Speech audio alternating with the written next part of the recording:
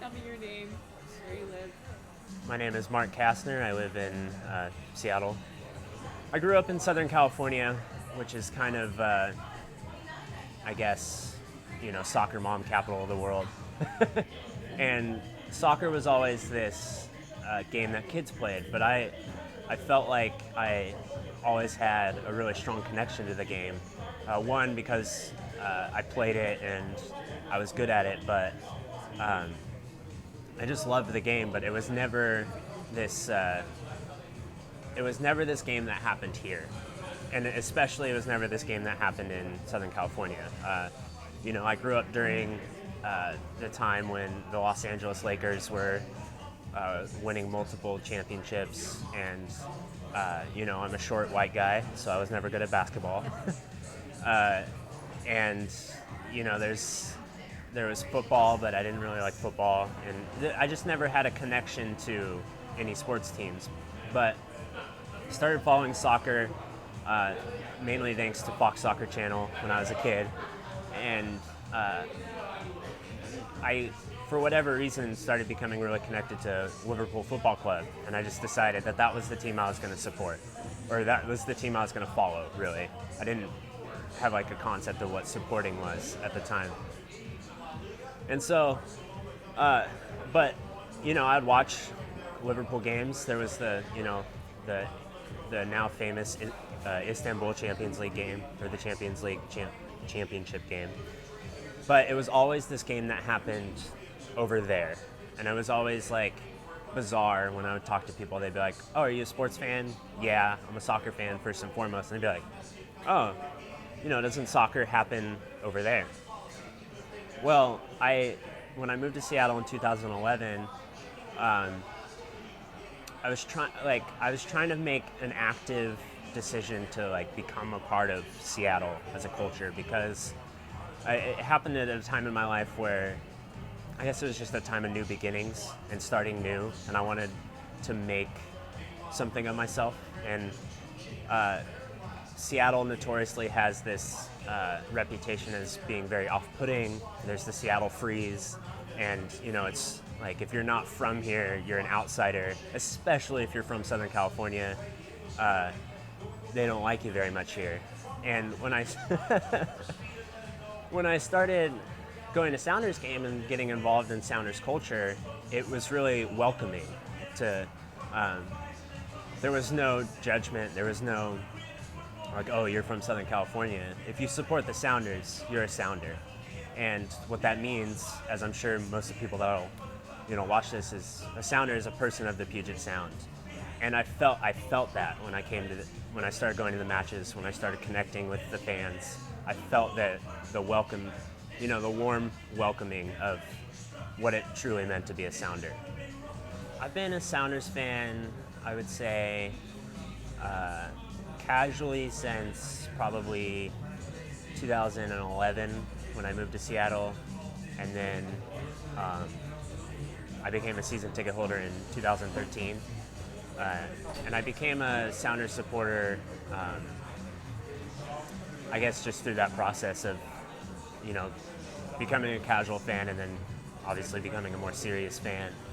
I moved here in 2011, and an acquaintance said, "Hey, you're a soccer fan. Let's go.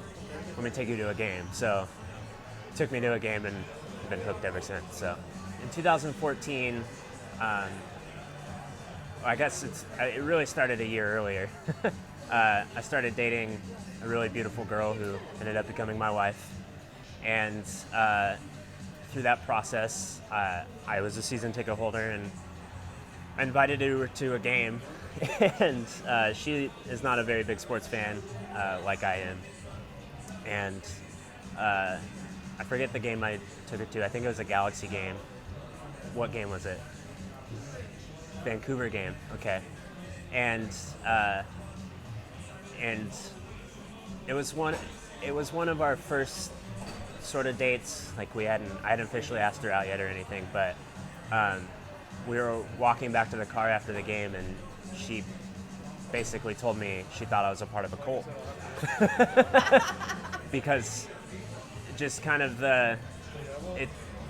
being at a soccer match is not like anything else, any other sporting event. It's, the fans and the chanting and everything is a lot different than, let's say, a Mariners game or a Seahawks game or even a basketball game.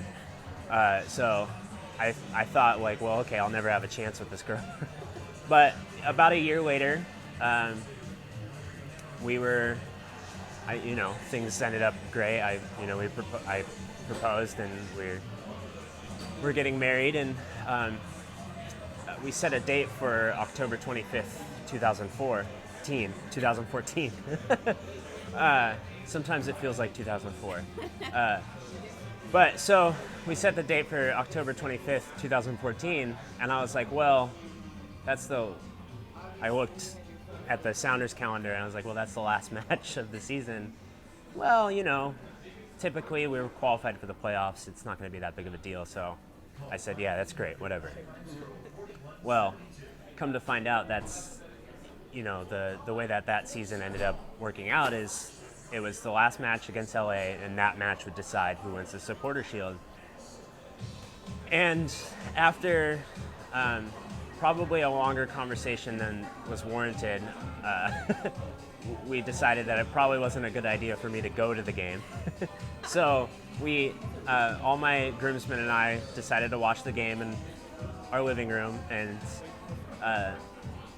it was awesome. Like, it was a really tense match, and then Marco Papa picks the pocket of Jaime Pinedo and scores the goal, and part of our wedding pictures is there are pictures of me celebrating the Supporter Shield win while I'm trying to tie my tie, because the time it's just I ended up being late for other pictures, but it was kind of a fun moment that the same day, like, I'll always have that the first major MLS trophy that the Seattle Sounders win is the same day that it's my wedding anniversary, so that's pretty cool.